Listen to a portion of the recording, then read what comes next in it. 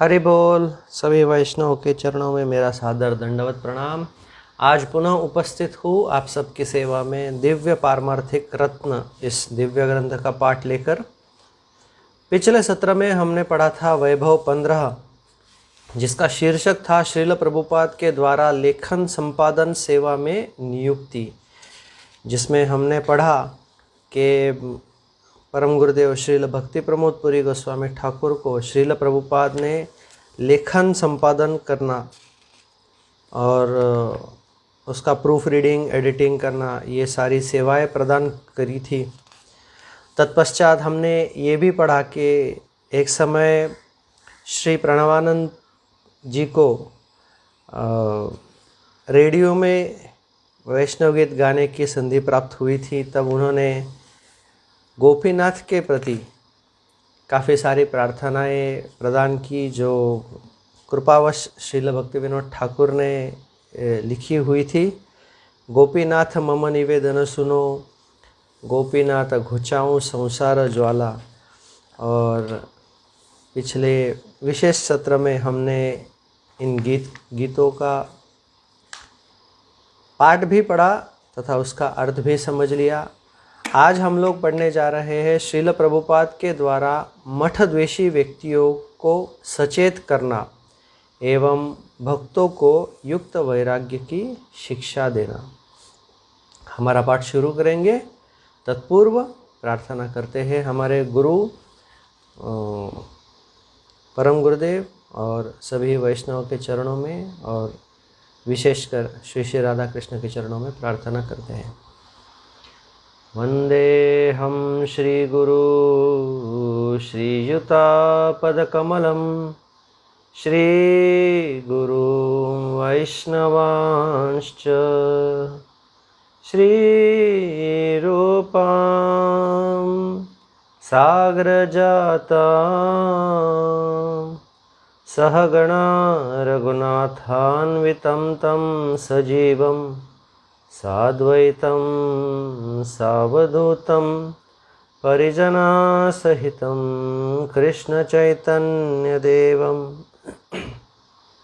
श्रीराधा कृष्णपदा सहगणा ललिता श्रीविशाखान्वितांश्च। ॐ अज्ञानतिमिरान्धस्य ज्ञानाञ्जनशलाकया चक्षुरुन्मिलितं येन तस्मै श्रीगुरवे नमः। गुरवे गौरचन्द्राय राधिकाय तदालये कृष्णाय कृष्णभक्ताय तद्भक्ताय नमो नमः।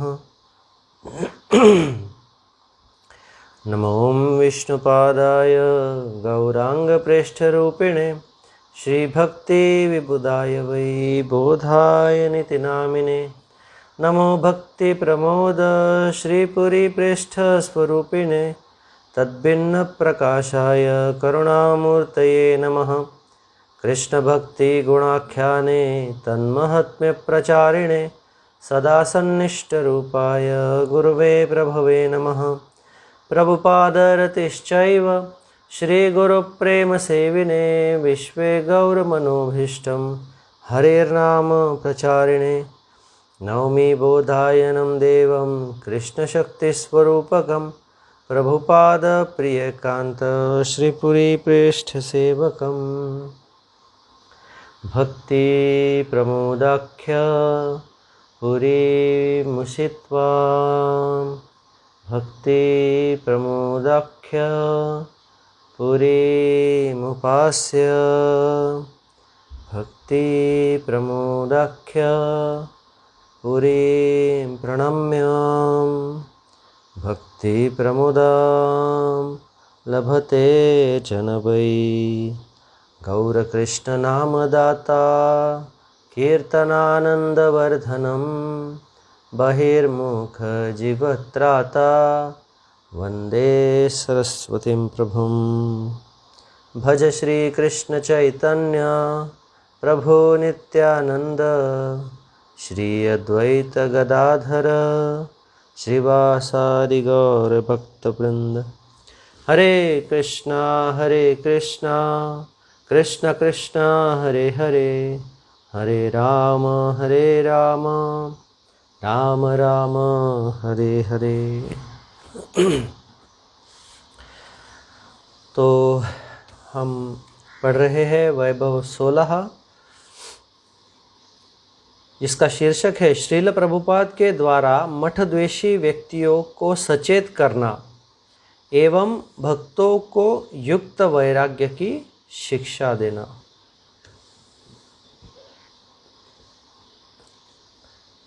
धीरे धीरे श्रील प्रभुपाद के प्रिय श्री प्रणवानंद श्रील प्रभुपाद के द्वारा प्रदत्त श्रुतलेख लिखने में अत्यंत प्रवीण हो गए। श्रील प्रभुपाद डिक्टेशन देते थे और श्री प्रणवानंद लिखते थे। उन दिनों श्री अनंत वासुदेव प्रभु और श्री कुंज बिहारी प्रभु दोनों ही गौड़िया मठ के शक्तिशाली स्तंभ स्वरूप थे। श्रील प्रभुपाद के आदेश से इन्होंने श्री प्रणवानंद को ग्रंथ प्रकाशन विभाग की सेवा में नियुक्त कर दिया था। श्री प्रणवानंद पूर्ण निष्ठा सहित मठ में अपनी समस्त सेवाओं को संपन्न करते थे। एक समय श्रील प्रभुपाद ने श्री प्रणवानंद को डिक्टेशन के द्वारा एक अत्यंत महत्वपूर्ण लेख लिखवाया, जिसका शीर्षक था कृष्णे भोग बुद्धि, अर्थात कृष्ण के प्रति भोग बुद्धि। कृष्ण भक्ति के माध्यम से अपने भौतिक सुख भोगों की वांछा पूर्ण करना ही कृष्ण का भोग करना है। उस लेख में श्रील प्रभुपाद ने कुछ महत्वपूर्ण विषयों को स्पष्ट करते हुए कहा कि हम किस प्रकार भी कृत्रिम भक्ति के द्वारा तो कभी धर्म, कभी कर्मकांड, कभी लोक कल्याण और कभी योग के नाम पर कृष्ण का भोग करने का प्रयास करते हैं। उस समय श्रील प्रभुपाद के इस प्रकार के कल्याणप्रद उपदेशों का निरंतर प्रचार किया जा रहा था। श्री ब्रह्म मध्व गौड़ीय मठ कलकत्ता में 3 मंजिल भवन से संचालित हो रहा था और यहाँ के भक्तगण भी अत्यंत उत्साह के साथ श्रीमन महाप्रभु की वाणी के प्रचार प्रसार में नियुक्त थे। यह सब देखकर कुछ स्थूल बुद्धि भौतिकवादी लोग प्रश्न करने लगे, साधुओं और वैष्णवों को 3 मंजिला भवन में निवास करने की क्या आवश्यकता है? यह लोग वन अथवा पहाड़ी गुफाओं में जाकर मौनी बाबाओं के समान क्यों नहीं रहते? यहाँ पर इस प्रकार का प्रचार कार्य क्यों करते हैं? यह लोग एक मठ के लिए 3 मंजिला भवन का निर्माण में कितना धन व्यर्थ कर रहे हैं, इत्यादि इत्यादि। मनुष्य को परम ईश्वर श्री कृष्ण के साथ अपने वास्तविक संबंध का ज्ञान नहीं होने पर उसमें ऐसी पापमयी प्रवृत्ति का उदय होता है। ऐसे बुद्धिहीन विचार कृष्ण विमुख होकर भौतिक सुख भोग की लालसा से उत्पन्न होते हैं। किंतु श्रील प्रभुपाद भक्ति तत्व के विचार केवल परम सत्य के जिज्ञासु व्यक्तियों के समक्ष ही प्रकट करते थे। एक समय श्रील प्रभुपाद अपने कुछ शिष्यों, विशेष रूप से गृहस्थ शिष्यों में बहुत सी अनर्थ प्रवृत्ति तथा भौतिक सुख प्राप्ति की लालसा देखकर अत्यंत दुखी हुए।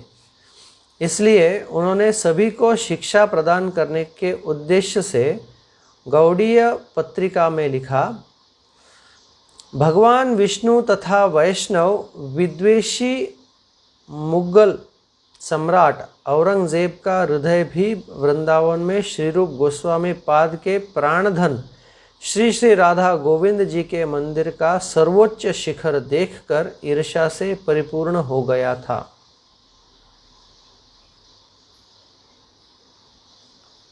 परिणाम स्वरूप उसने उस विशाल मंदिर के शिखर को भग्न करवा दिया। विशेष ज्ञात्व वृंदावन में श्री श्री राधा गोविंद जी का मंदिर 7 मंजिल का था। वर्ष 1670 में अत्याचारी औरंगजेब ने मंदिर पर आक्रमण किया। वह ऊपर की 4 मंजिल भग्न करने में सफल रहा। इसके पश्चात अकस्मात कोई अशुभ समाचार प्राप्त कर वह दिल्ली लौट गया। अग्रिम सूचना प्राप्त हो जाने के कारण वैष्णव जन श्री श्री राधा गोविंद देव के उक्त आक्रमण से पूर्व ही जयपुर भेज चुके थे। वर्तमान समय में श्री श्री राधा गोविंद देव जी की जयपुर में ही विराजमान है, किंतु वह दुराचारी यह नहीं जानता था कि अखिल ब्रह्मांड में निर्मित श्री हरि के वास्तविक दिव्य मंदिर के गगनचुंबी शिखर को तो वह स्पर्श भी नहीं कर सकता। विश्व श्रवापुत्र रावण के लिए भी भगवान विष्णु की अंतरंगा शक्ति सीता देवी का स्पर्श कर पाना असंभव था। उसने केवल छाया सीता का ही हरण किया था। इसी प्रकार आसुरी लोगों के लिए भी दिव्य गौड़ीय मठ की धूल का एक कण स्पर्श करना भी असंभव है। भौतिक सुख भोगों की इच्छा से दूषित व्यक्ति सदैव इस चिंता में निमग्न रहते हैं कि गौड़ीय मठ किसी विशाल भवन के स्थान पर किसी पर्णकुटी में होना चाहिए। उनका विचार है कि विशाल भवन का निर्माण करना अत्यंत परिश्रम से एकत्रित किए हुए दान के धन को व्यर्थ करना है। अखिल ब्रह्मांड के संचालक परमपिता श्री हरि के सेवकों को तो किसी पर्णकुटी में निवास करना चाहिए एवं वैध अवैध रूप से धन एकत्रित कर अपनी प्रिय स्त्री के लिए भोग की वस्तुएं संग्रह करने वाले जड़ सुख पिपासु जनगण ही उत्तम भवनों में निवास करने योग्य है। श्री हरि की सेवा में 1 पैसा भी व्यय नहीं करके अपने समस्त धन को भोग विलास में व्यय करने वाले व्यक्ति को प्रतीत होता है कि वह अपने धन का सदुपयोग कर रहा है। हरि भक्ति रहित व्यक्ति अपना संपूर्ण धन अपने इंद्रिय तर्पण में व्यय करके यह विचार करता है कि वह धन व्यर्थ नहीं कर रहा है।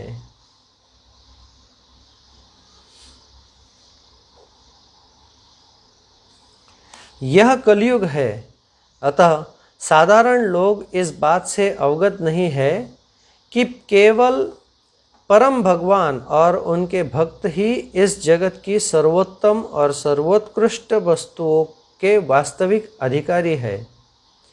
भगवान के भक्त किसी भी वस्तु का उपयोग अपने भोग के लिए नहीं करते। वह तो प्रत्येक वस्तु का भगवान की सेवा में प्रयोग करते हैं। जिस प्रकार मधुमक्खी पृथक पृथक पुष्पों पर जाकर मधु एकत्रित करती है, उसी प्रकार मठवासी भी द्वार द्वार पर जाकर बड़े यत्न से दान एकत्रित करते हैं और उस धन को भगवान की सेवा में व्यवहार करते हैं।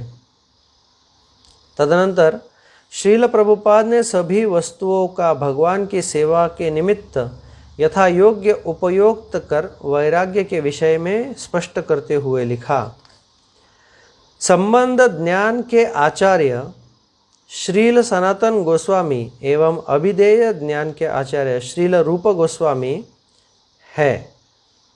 कर्मकांड में लिप्त स्मार्त मत अथवा फल्गु वैराग्यधारी व्यक्तियों के लिए युक्त वैराग्य के सूक्ष्म तत्व को समझना असंभव है, क्योंकि उन्हें केवल भौतिक सुख भोग और फल्गु वैराग्य का ही ज्ञान है।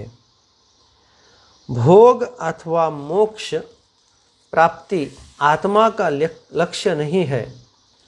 आत्मा का परम लक्ष्य तो केवल और केवल परम भगवान की सेवा में नियुक्त होना ही है। अन्य शब्दों में सर्व इंद्रियों के द्वारा केवल भगवान की ही सेवा करनी चाहिए। यही युक्त वैराग्य का रहस्य है। श्रील गुरुदेव कहते थे कि संसार की सभी वस्तुएं केवल कृष्ण की संतुष्टि के लिए ही है। यदि हम अपने मन में इंद्रिय तर्पण की इच्छाओं को प्रवेश करने देते हैं तो यह एक समस्या है। इसलिए मठ में आने वाले स्त्री तथा पुरुष सभी भक्तों को सतर्क रहना चाहिए। भक्ति का अर्थ है सदैव श्री कृष्ण की संतुष्टि के लिए प्रयास करना। हमें ध्यान रखना चाहिए कि मठ की सभी वस्तुएं भगवान कृष्ण तथा उनके प्रिय सेवक श्री गुरुदेव की उपयोग की ही है। हमें श्री गुरुदेव के वचनों का अत्यंत दृढ़ता सहित पालन करना चाहिए। श्रील नरोत्तम दास ठाकुर कहते हैं, श्री गुरु चरण पद्म केवल भक्ति सद्म, वंदु मुई सावधान मते, यहार प्रसादे भाई ए भव तरिया जाई, कृष्ण प्राप्ति है जहाँ हैते। जिसका अर्थ है केवल मात्र श्री गुरुदेव के चरण कमल ही भक्ति का धाम है। मैं सावधानी पूर्वक इन चरण कमलों की वंदना करता हूँ। श्री गुरुदेव की कृपा से ही हम इस भवसागर से उत्तीर्ण होकर कृष्ण को प्राप्त कर सकते हैं। तो यहाँ पर वैभव 16 समाप्त होता है। हम वैभव 17 भी शुरू करेंगे, जिसका शीर्षक है श्रील प्रभुपाद से विशिष्ट सम्मान की प्राप्ति।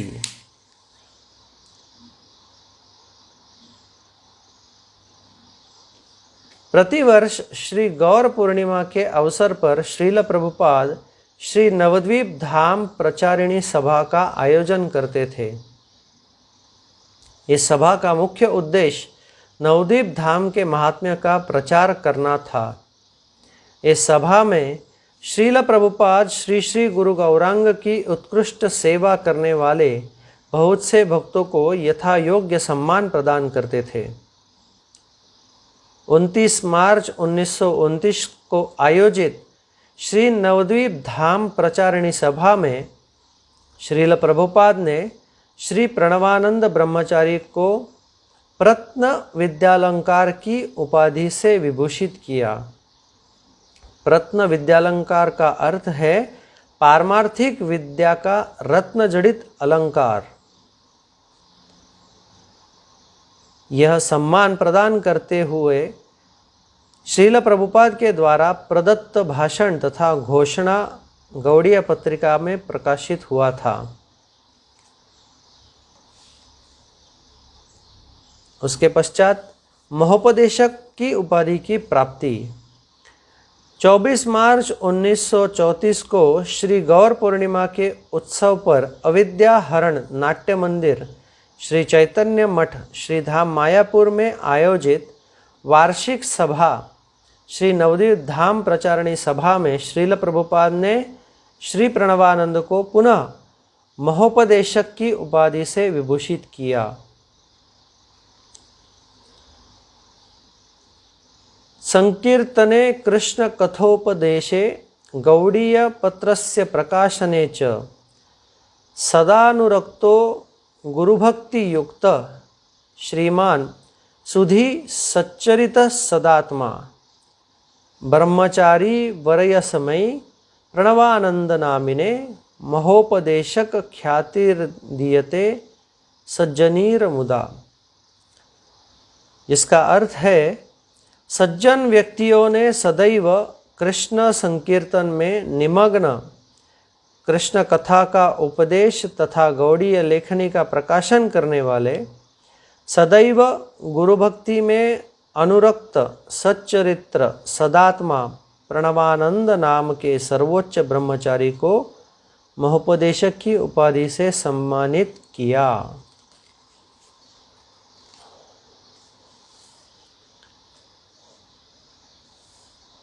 यहाँ पर जो प्रकाशन हुआ था उसकी फोटो भी दी गई है।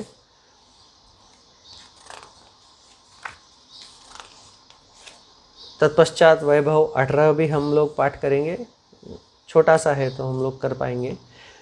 वैभव 18 का शीर्षक है श्री चैतन्य मठ श्रीधाम मायापुर के कुछ एक वृत्तांत, गौड़िया मठ प्रकाशन विभाग की कुछ स्मृतियाँ। श्री चैतन्य मठ श्रीधाम मायापुर के कुछ एक वृत्तांत में कहते हैं, श्री प्रणवानंद दैनिक नदिया प्रकाश के संपादक होने के कारण श्री चैतन्य मठ में स्थापित प्रिंटिंग प्रेस का समस्त दायित्व वहन थे। उस समय वह श्री श्री गुरु गौरांग के दाई और स्थित कक्ष में निवास करते थे। श्री चैतन्य मठ श्रील प्रभुपाद भक्ति सिद्धांत सरस्वती गोस्वामी ठाकुर की परंपरा में आने वाले समस्त गौड़ीय मठों एवं संस्थाओं का पैतृक मठ है। श्री चैतन्य मठ श्रीधाम मायापुर में स्थित संकीर्तन भवन का नाम अविद्या हरण नाट्य मंदिर है। एक समय श्रील प्रभुपाद उसी भवन में विराजमान थे। उनके साथ श्री प्रणवानंद एवं कुछ अन्य भक्त भी उपस्थित थे। उनमें से एक भक्त ने श्रील प्रभुपाद से कहा, हमारे मठ में स्थित गंधर्विका गिरधारी जी के मंदिर का द्वार अत्यंत संकीर्ण है। यदि हम इसे कुछ विस्तृत करवा दें तो सभी को ठाकुर जी के दर्शन करने में सुविधा होगी। यह सुनकर श्रील प्रभुपाद ने अत्यंत उत्तम शिक्षा प्रदान करते हुए सभी भक्तों की ओर उन्मुख होकर कहा, हम अपने जड़ नेत्रों से भगवान के श्री विग्रह का दर्शन करते हैं अथवा करुणावश श्री विग्रह हमारे प्रति दृष्टिपात करके अपनी कृपा वर्षित करते हैं।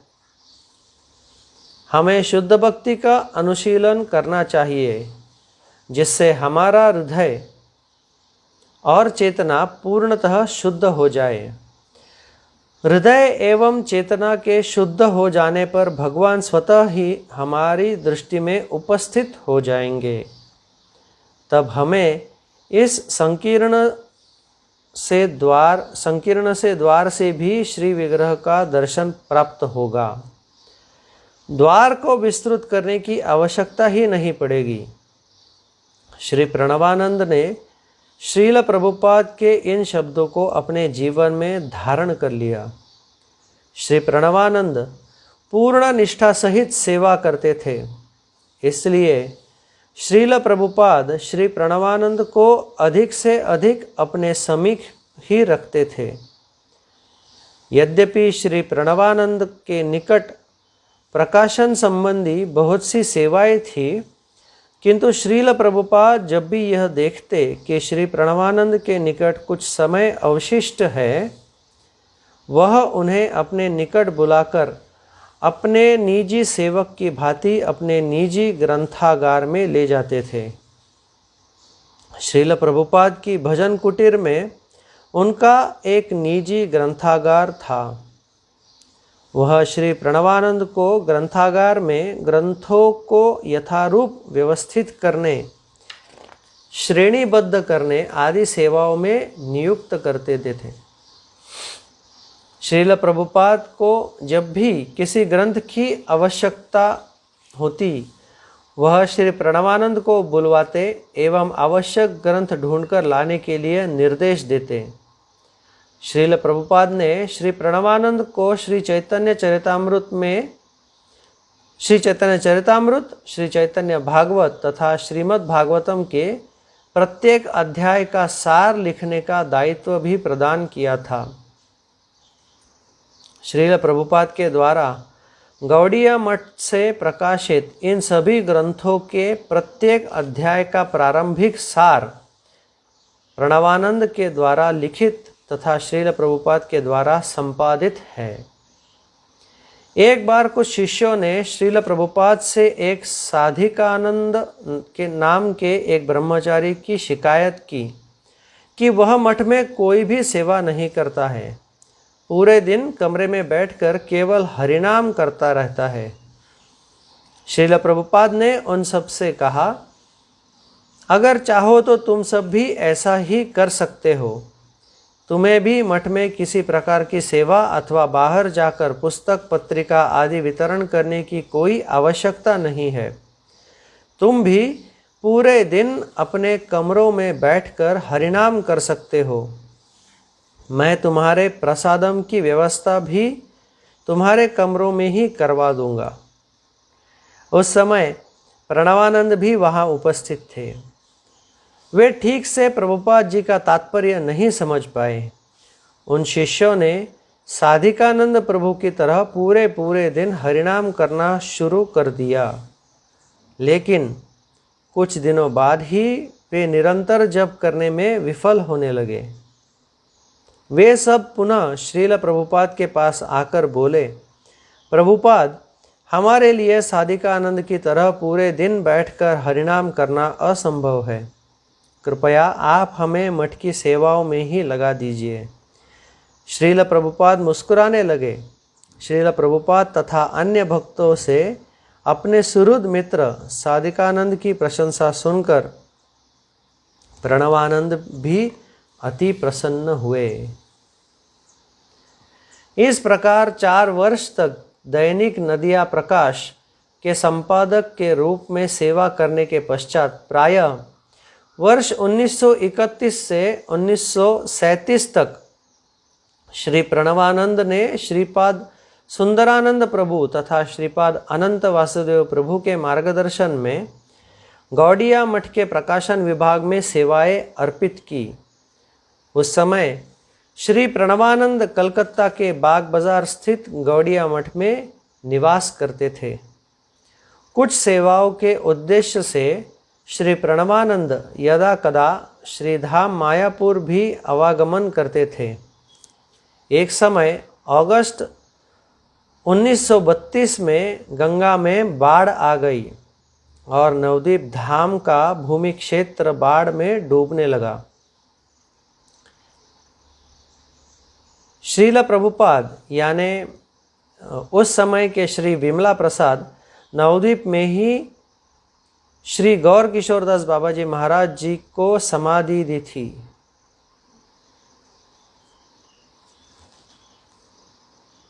किंतु उस समय बाढ़ के कारण उनकी समाधि को क्षति पहुंचने की संभावना थी। अतः 19 अगस्त 1932 के दिन श्रील प्रभुपाद बाबा जी महाराज की समाधि का खनन करवाकर उनके दिव्य कलेवर यानी उनके दिव्य शरीर के अवशेषों को एक लकड़ी के बक्से में सुरक्षित रखवाकर श्री चैतन्य मठ श्रीधाम मायापुर ले आए और मठ में ही उन्हें पुनः समाधि प्रदान की। उस समय श्री प्रणवानंद ब्रह्मचारी को भी श्रील गौर किशोरदास बाबा जी महाराज को प्रणाम करने का सुअवसर प्राप्त हुआ। श्री प्रणवानंद अपने समस्त गुरु भ्राताओं का श्रील प्रभुपाद के प्रतिनिधियों के रूप में ही दर्शन करते थे। सभी गुरु भ्राता उन्हें प्राण सम प्रिय थे। धीरे धीरे श्री सुंदरानंद प्रभु, श्री विद्यानंद प्रभु एवं श्री अनंत वासुदेव प्रभु के प्रकाशन विभाग के लेखन कार्य में अत्यधिक व्यस्त हो गए।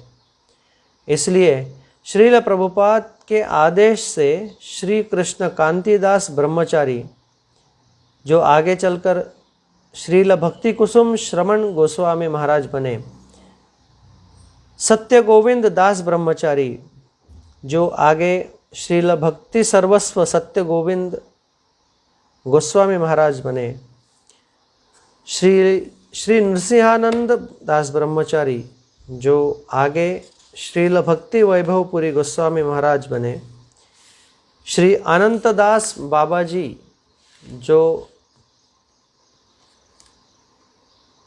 प्रवर्तित काल में राधा कुंड के महंत हुए, तथा अन्य भक्तों ने श्री प्रणवानंद की सहायता के लिए प्रकाशन विभाग की सेवा में योगदान दिया। अपने गुरु भ्राताओं की सहायता से श्री प्रणवानंद साप्ताहिक, पाक्षिक तथा मासिक गौड़ीय पत्रिकाएं प्रकाशित करने लगे। इसके साथ ही गोस्वामियों के साहित्य एवं अन्य नवीन ग्रंथ भी बांग्ला भाषा में गौड़ीय मठ प्रकाशन विभाग से प्रकाशित होने लगे। श्रील प्रभुपाद की कृपा से श्री प्रणवानंद गौड़ीय मठ के बृहद मृदंग के महत पुरुष के रूप में प्रकाशित हुए। श्रील प्रभुपाद का बृहद मृदंग शुद्ध भक्ति संबंधी साहित्य का प्रकाशन करता था और उसे दूरगामी पाठकों तक प्रेरित करता था। बृहद मृदंग की सेवा श्रील प्रभुपाद को अत्यंत प्रिय थी। गौड़िया मठ के सचिव श्री कुंज बिहारी विद्याभूषण ने बहुत से अवसरों पर श्री प्रणवानंद को श्री कृष्णानंद प्रभु के साथ श्रील प्रभुपाद के निजी सेवक के रूप में नियुक्त किया था। श्री कृष्णानंद प्रभु श्रील प्रभुपाद के स्थायी निजी सेवक थे। यहाँ पर हमारा 18वां वैभव अध्याय समाप्त हुआ है। अगला पाठ हम लोग अगले सत्र में पढ़ेंगे, वैभव 19, जिसका शीर्षक है मातृभक्ति। यह काफ़ी ठीक है, काफ़ी अच्छा है, हमारे समय में हो पाएगा। तो आशा करता हूँ कि मेरी ये सेवा आपको प्रसन्न करती हो, और अगर आपको इस सेवा से प्रसन्नता प्राप्त होती है तो कृपया इस दास को अपना आशीर्वाद प्रदान कर सके कि हम सभी नासिक के भक्तगण श्रील गुरुदेव को अच्छी तरह से सेवा करके प्रसन्न कर पाए और समस्त वैष्णव की सेवा में हमेशा ऐसे ही व्यस्त रहे। बहुत बहुत धन्यवाद। हरि बोल, दंडवत प्रणाम।